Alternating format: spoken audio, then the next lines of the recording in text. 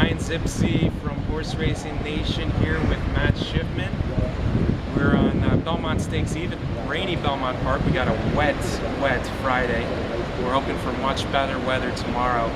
But we're going to do a little bit of handicapping for you guys. We're going to talk about the Pick 4 and the Pick 6. Tomorrow at Belmont, the Pick 6 is 6 consecutive stakes, starting with the Easy Goer in race 6. And how about we start with the sixth race tomorrow, Matt, the Easy Goer Stakes, 3-year-olds. Sure. Well, I know you love Power Broker. That's one of your favorite Zipsy horses. I've liked him for a while, yes. How about you? Who do you like? I mean, it's hard not to like. You got to use Power Broker in the Pick 6. But I also like the McLaughlin Shadwell horse, Israel. Last 2 races on the muds, after a little bit of a layoff, have been super. And I think that horse can make some noise in there. So I'm definitely including McLaughlin. Yeah, Ursal's the horse that's been working with Incognito, a long shot of mine in Belmont that we'll talk about soon. But his last race is great. If he has some odds tomorrow, he's interesting. Power Broker was unfortunately was my early Derby pick about 6 months ago. Didn't pan out, but I think this is a spot where he can probably show his class to this field. Baffert comes in, Rosie on him. Probably a favorite. Micromanage should get a lot of money, but I'm gonna, at least a few of the tickets, gonna single Power Broker tomorrow. I like him very much. So we're going to use the 2 and the 9 in the first leg. Sounds good. 7th race is the True North, 6 furlongs for the older horses. I have a thing with Justin Phillip. Justin Phillip is one of those horses where I just don't ever click with the horse. I had the same kind of relationship years ago with Kodiak Cowboy. I thought you were going to say your first wife. Okay, don't tell my second wife about that. Anyway, when I bet Kodiak Cowboy, he'd get nipped at the wire, and then I'd lay off, and then he'd blow the field away. So I've been kind of having that relationship with Justin Phillip. I'm going to go with Justin Phillip, and along with Justin Phillip, you get Fast Bullet, who is just what his name says. So I've got to use that in.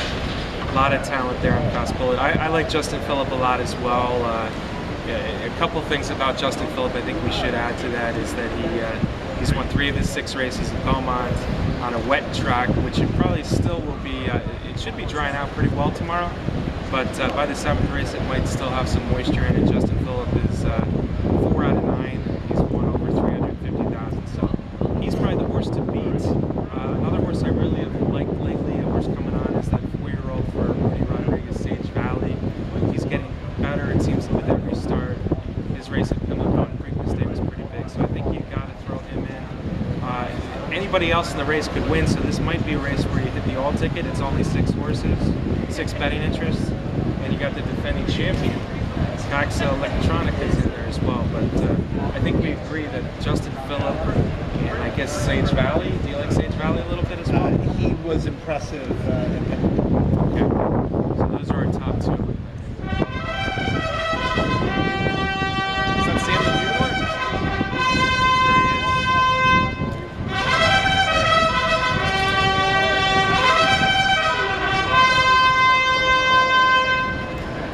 Let's jump right into the Pick 4, and the 8th race is the Grade 1, just a game stakes, and that's assembled a great field of older fillies on turf. I'm wondering if there's going to be a scratch or 2, maybe misdirection, maybe day at the spot because of this wet turf we're going to have. But even if it's a 5 or 6 horse field, it's a nice group. Yeah, my top pick is certainly even more so with wet turf is going to be Stephanie's Kid. She just loves the wet going, and it certainly is going to be that. Yeah, she's won both of her races on off turf, so she's definitely one of the ones to beat. The one I'm looking at with a little bit more odds, Matt, is the foreign filly, Laugh Out Loud.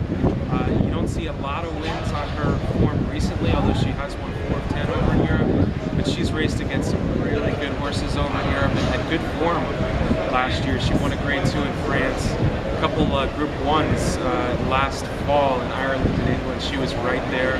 Her one race this year was just okay against males, but I think she's ready. And I think if anybody really benefits from this wet turf, you mentioned Stephanie's kid, and I'll say Laugh Out Loud could be the one. If it's only a 5 or 6 horse race, this could be another all ticket because it's hard to throw out Center Court. Yeah. It's hard to throw out Hungry Island. Those short fields are a great time to get through all that. But let's go with Laugh Out Loud and Stephanie's kid as our top 2. It's good. Okay. The next race is a real slobber knocker, if you know what I mean. The 9th race is the Woody Stevens. It's only a grade 2, but it sure looks like a grade 1 to me. You got, what do we have in here? 11 3-year-olds going 7 furlongs, and about 10 of them look like grade 1 or grade 2 quality. So it's a great race. So this is my play of the day. It absolutely is. Let me set you up on it a little bit. It's a race certainly that's got plenty of pace on the front end to set up the horse that you like. Crazy pace, crazy speed. Let him shine. Is the fastest 3-year-old in the country, but he's going to have company tomorrow. There's 4 or 5 others that want to be close. Zeke Rose is extremely fast. I think it's going to set it up. I love the 7 furlong distance when there's this much speed for the ralliers to pick up the pieces late, and I really like Capo Bastoni to be the horse that does it. I can tell you from past experience, when Zipsy really likes a horse, Get off him? and no, when Zipsy really likes the horse, it's time to listen. Well, I'm hoping for 6 to 1. I think this is what he was born to do. He's a one-turn sprinter. He wants to rally, and I don't think he can hope for a better setup tomorrow than he should get with a 44 pace, 7 furlongs at Belmont. There's some other good ralliers in there. Yeah, and certainly Declan's Warrior is one of them, and that's the perfect example of what I was saying about Brian. Back 2 races back in the Bayshore, Declan's Warrior was one of those horses that Brian was touting very, very strongly, and won the race at the wire at 12 to 1. And created a nice payday for his Goggin.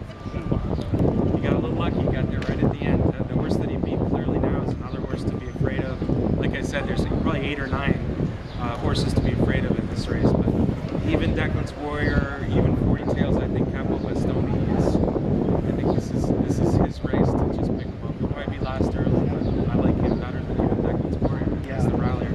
I would probably want to use those 3 closers: Declan's Warrior, Capo Bastoni, and 40 Tails in this race for sure. Good.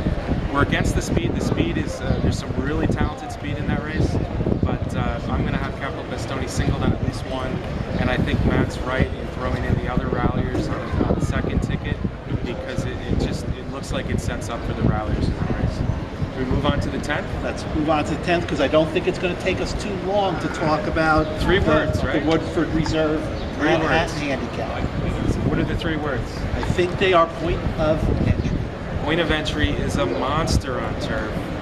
Interestingly, I think the fact that he got scratched out of the Churchill Downs showdown with Wise Dan because of the course condition, it's not going to happen tomorrow.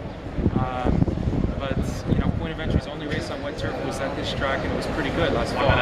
And in all of the hubbub of the Belmont Stake and all the talk about Orb and all the interviews that Shug has done about Orb, just the other day he did take some time to say that there is no horse at in the backstretch of Belmont that's training better or looks better than Orb.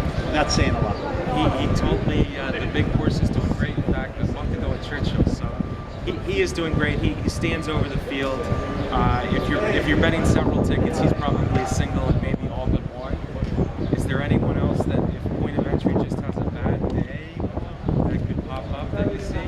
If I'm playing the pick 6, I'm only using Single on the pick 6, pick 4s, single. Maybe I throw in my old friend Optimizer, who's the Energizer Bunny, keeps going and going. I think he likes a 1.25 miles. I think he likes soft turf. Only if point of entry has something go off on him tomorrow, or maybe if he's scratched because of the course condition, Optimizer would be the second one. But it's a single for the most part. Absolutely. And then the feature, the Belmont Stakes, the Test of Champions. And once again, the managing editor of of Horse Racing Nation as a horse he likes a lot. Yeah, I think it's a wide open race, but I think it's a race where it's smart to try to beat the favorite. I guess where will be the favorite? I think Revolution will be bet below Oxbow is the second choice, and I think all of those horses are horses that could win and should run decent races. But I kind of like two long shots. I like Overanalyze. Is the horse you're talking about. He's my top pick. I think he ran a sneaky good Derby. I like him back in New York. I think he's okay on an off track. And I think he's the type of grinder that is going to be fine at 12 furlongs. So Overanalyze as a double-digit horse. Incognito I thought was going to be really high. I think he's a 1.5 mile horse. So he's the other long shot I want to use tomorrow. How about we break for 3 minutes? Okay.